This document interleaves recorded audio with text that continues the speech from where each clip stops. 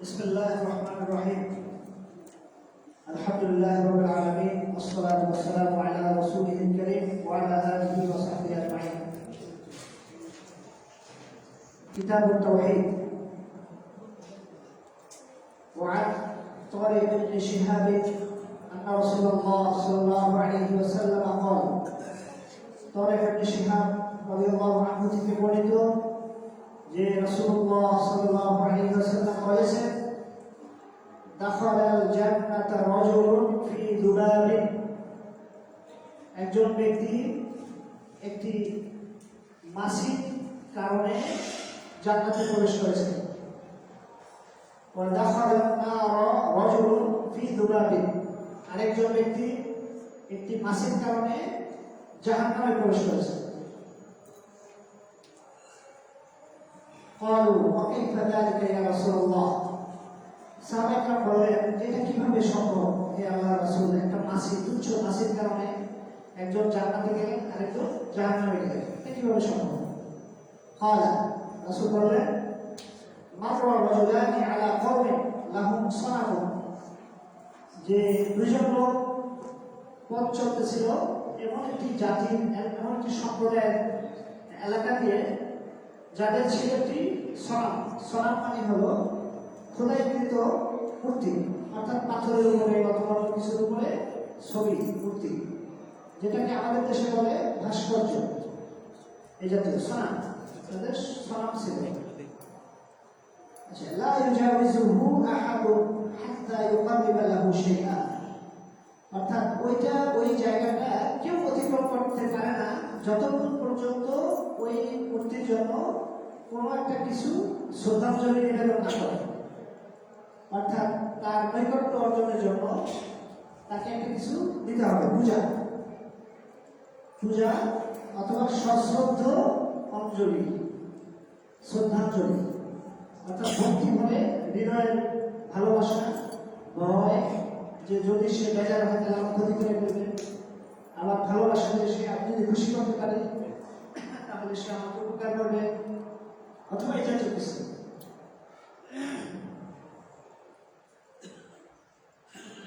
তো তাদের নিয়ম ছিল যে ওইখানে যাওয়ার সময় অবশ্যই ওই মূর্তির জন্য কিছু একটা নিবেদন করতে হতো, পূজা দিতে হতো।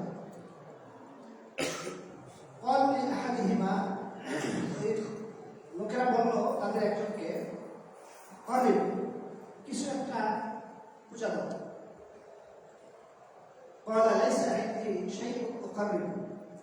লোকটি বলল, আমার কাছে তেমন কিছু নাই যে আমি তার সন্তুষ্টির জন্য বা তাকে শ্রদ্ধা জানানোর জন্য নিবেদন করব।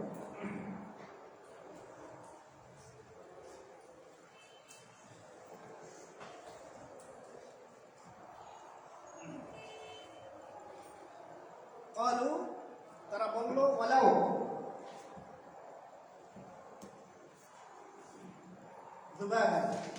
লোকেরা বলল যে তোমার কাছে কিছু না থাকলেও তুমি একটা মাছি হইলেও এটাকে পূজা হিসাবে নিবেদন করো, অর্ঘ্য নিবেদন করো। আচ্ছা,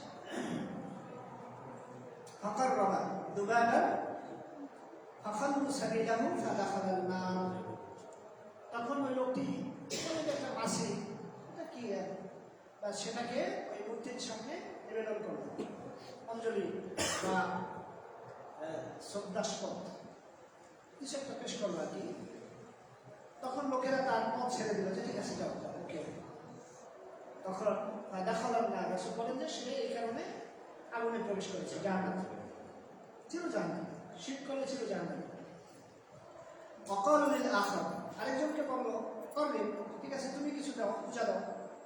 ক্বালা, সে বলল, মা কুনতু লিউকাররিবা লিআহাদিন শাইআন দুনাল্লাহি আযজা ওয়া জাল্লা, কখনো আমি একমাত্র আল্লাহ ছাড়া অন্য কারোর জন্য কোনো ধরনের পূজা নিবেদন করতে প্রস্তুত নই, কোনোভাবেই করব না।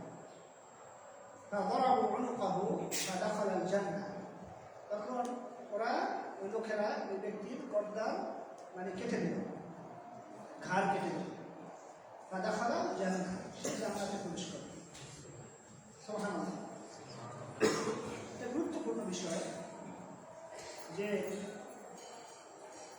সনাম বলা হয় মা কানা মানহুতান আলা সুরাতি, অর্থাৎ কোনো কিছুর আকৃতিতে খোদাই করা কোনো একটা কিছু, এটাকে বলে সনা।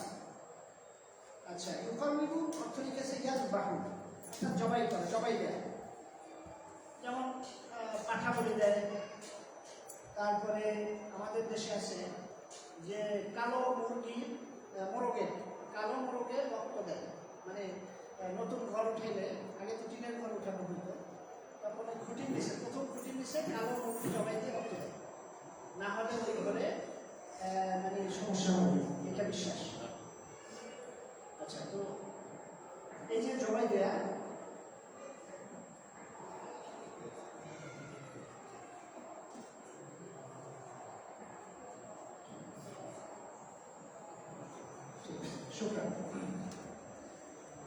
আচ্ছা, তো এই ইউকারমিনু তারা এটার অর্থ এখানে করেছেন শায়খ যে ইয়াজবাহু, জবাই করে।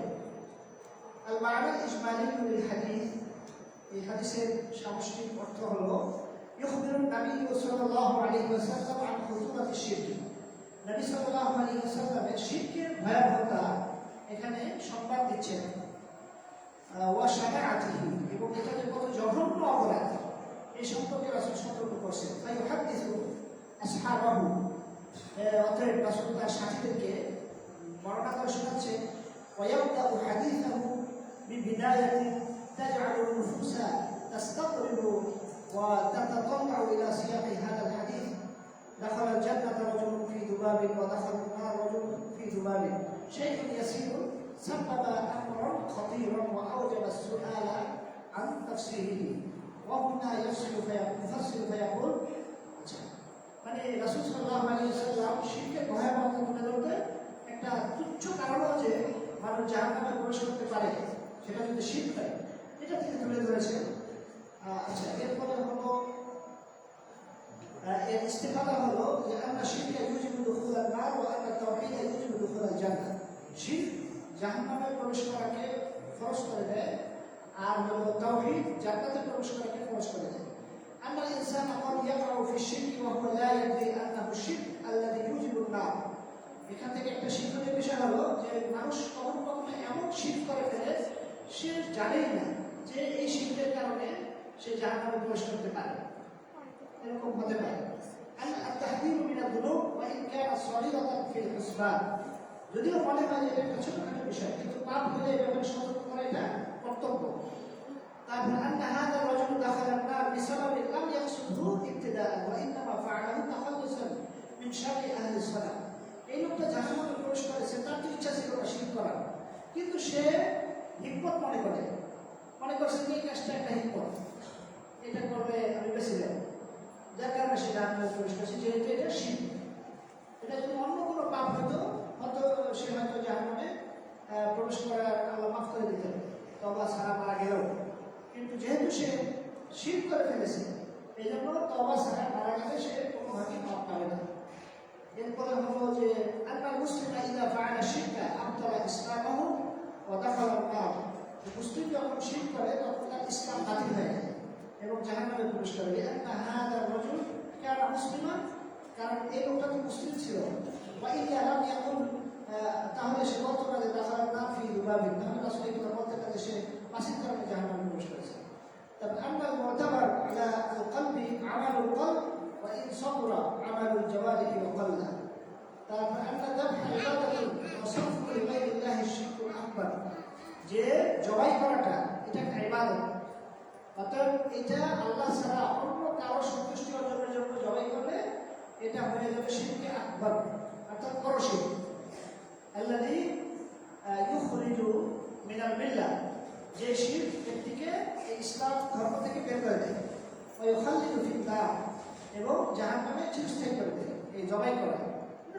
আমরা তো মনে করি ছোট ব্যাপার, বাজারে নিয়ে একটা গরু জবাই দেবো বা একটা খাসি জবাই দেবো, সাহেব সন্তুষ্ট হয়ে আল্লাহর কাছে আবার পৌঁছে দেবে, এটা ভালো কাজ। তো কিন্তু এটা আসলে শিরক আকবার।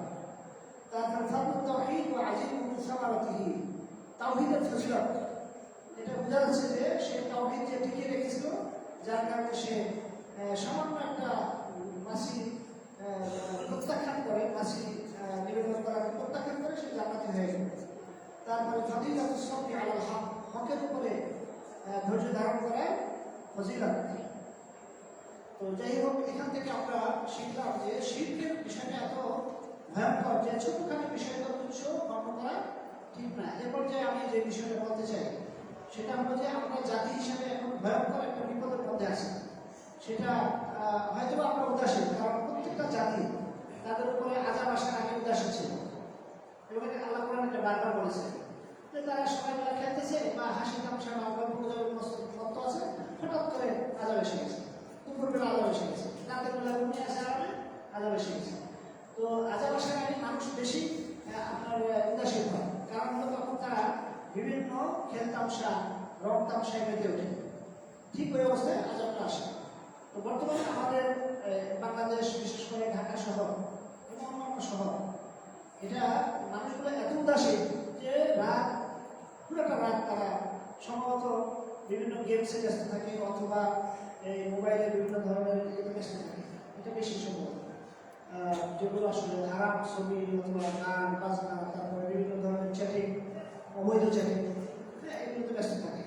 তো এই অবস্থায় আজাবটা এসে গেলে কিছু করার থাকবে না। আর আজাবের লক্ষণ সুস্পষ্ট, এবং এটা কোনো মানে আমাদের কথা না, এটা হলো যে আপনার যারা গবেষণা করতেছে বা ঢাকা বিশ্ববিদ্যালয়ের শিক্ষক সহ আমেরিকার বিশেষজ্ঞ সহ তারা নতুন আরেকটি ফান্ড লেখা পেয়েছে, যেটা হলো যে একেবারে আপনার মানে আপনার নবশিক, তারপরে এইসব জায়গা থেকে শুরু করে মেঘনা নদীর ভিতর দিয়ে গেছে।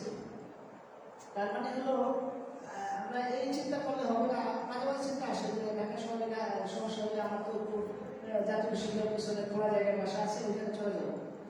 সমস্যা হলে যে ময়মনসিংহ, তারপরে এই সমস্ত জায়গায় এটা করতেছে, সিলেট সহ, মেঘালয় সহ, তারপরে সবচেয়ে ভয়ঙ্কর বিষয় হলো নরসিংদী, তারপরে বাড্ডা, তারপরে মাধবদ্বীপ, ঘোড়াশালা সহ। তার মেঘনা নদী মানে হলো আমাদের ভোলা নোয়াখালীর মাঝখানে বঙ্গোপসাগরের কাছে নতুন ফান্ড লেখা, যেটা ৮ মাত্রার উপরে, রিক্টার স্কেলের ৮-এর উপরে ভূমিকম্প হওয়ার সম্ভাবনা এরা আশঙ্কা করতেছে। তার মানে কি ভয়ঙ্কর বিষয় যে এই জাতীয় একটা ভূমিকম্প হলে আপনার ধ্বংসস্তূপে পরিণত হবে গোটা বাংলাদেশ, এবং ঢাকা শহর তো আরো ভয়ঙ্কর। কারণ হলো এখানে যে ভবনগুলো হয়েছে, নির্মাণ করা হয়েছে বিশাল বিশাল আকাশচুম্বী ভবন, এবং যে ঘনবসতি এবং রাস্তাগুলোকে যেভাবে করে ফেলছে যে বিল্ডিং থেকে বের হয়ে রাস্তায় বের হওয়া আরো পর্যন্ত। যদি এরকম হতো যে রাস্তার দুই পাশে দূরত্ব আছে অনেক, বিল্ডিং কাজ হয়ে পড়লেও যাতে রাস্তা থেকে দূরে থাকে, এটাই ছিল উচিত। কিন্তু এমনভাবে বানানো হয়েছে যে একটু হেলে পড়লে দুই দিক থেকে শেষ, পালানোর কোনো জায়গা নেই। এই ধরনের কথা, পালানোর জায়গা কোথায়? তো এই ভয়ঙ্কর অবস্থায় আমরা আছি, এবং বারবার ভূমিকম্প হচ্ছে। এটা মূলত সতর্ক করছে আল্লাহ রাব্বুল আলামিন। যদিও এটা বাহ্যিকভাবে বিজ্ঞানীরা যেগুলো বলেন সেটা হলো যে বাহ্যিক আলামতটা, যে এই কারণে এটা হচ্ছে, এটা ঠিক আছে, যেটা তারা দেখতে পাচ্ছে সে ঠিক আছে। মানে যেমন এটাকে আটকে রাখেন কে? আল্লাহ। আবার এটা চালু করে দেন কে? আল্লাহ। যেমন ইয়েমেনে আপনার সম্ভবত ইথিওপিয়ায় আপনি 12,000 বছর পূর্বে নাকি তাদের হিসাব অনুযায়ী, তারা কিভাবে হিসাব করে আল্লাহ জানে, 12,000 বছর পূর্বে ছিল, ওইটা আবার এখন সক্রিয় হয়ে এমনভাবে উঠেছে যে ওইটা ছাই এসে দিল্লিতে বসে। আল্লাহ দেখে দিচ্ছে যে তোমাদের এদিকে আসতে চায়। হ্যাঁ, তো এই হলো অবস্থা। এটা এত বছর আটকে রাখছে আল্লাহ। আল্লাহ রাব্বুল আলামিন যদি ইচ্ছা করেন আমাদের ঢাকা শহরের যে এখন যে ভয়ঙ্কর অবস্থাটা, আল্লাহ ইচ্ছা করে এটা বন্ধ করে দিতে পারবে। কিন্তু যদি আল্লাহ রাব্বুল আলামিন মানে তাকে রাগান্বিত হওয়ার মতো কাজে আমরা তওবা না করি, তাহলে কেন দেবেন? নবী রাসূলগণ বারবার যে সতর্ক করেছেন, আল্লাহ কোরআনে যেভাবে সতর্ক করেছেন যে তোমরা কি মনে করতেছো যে তোমাদের ইয়ে হবে না, আযাব আসবে না, তো এটা তো বারবার সতর্ক করতেছেন। আমরা মনে করতেছি যে আমরা তো অনেক বছর যাবত নিরাপদে আছি, 54 বছর বাংলাদেশ স্বাধীন হলো, এই পর্যন্ত এমন কোনো ভূমিকম্প আসে না যে ঢাকা শহর ধ্বংস হয়েছে। 54 বছর ভালো কথা। নূহ আলাইহিস সালাম 950 বছর পর্যন্ত দাওয়াত দেওয়ার পরে তারপরে তুফান এসে, ভয়াবহ বন্যা এসে সবলে ধ্বংস করে দিয়েছে। তাহলে আমাদের 54 বছর কি বেশি? এই 54 বছর আযাব আসে না, কেউ আসবে না? নিরাপত্তা কে দিল? অতএব যেহেতু বারবার সতর্ক করা হচ্ছে, এখন আমাদের উচিত হলো যে যে সকল কারণে এই জাতীয় আযাবগুলো আসে সে সকল পাপগুলোকে আমরা সকলে মিলে বন্ধ করে দেয়া। অতীত জাতিগুলো কি কারণে ধ্বংসপ্রাপ্ত হয়েছিল, তার মধ্যে সর্বপ্রথম যে জাতি ধ্বংস হয়েছিল তারা আল্লাহর সাথে শরীক করছে। কিভাবে করছে? 5 জন বুজুর্গ লোকের তাদেরকে মাধ্যম ধরে আল্লাহর কাছে কৃষ্ণ প্রার্থনা করেছে। এই জন্য এটা ছিল তাদের মূল পাপ।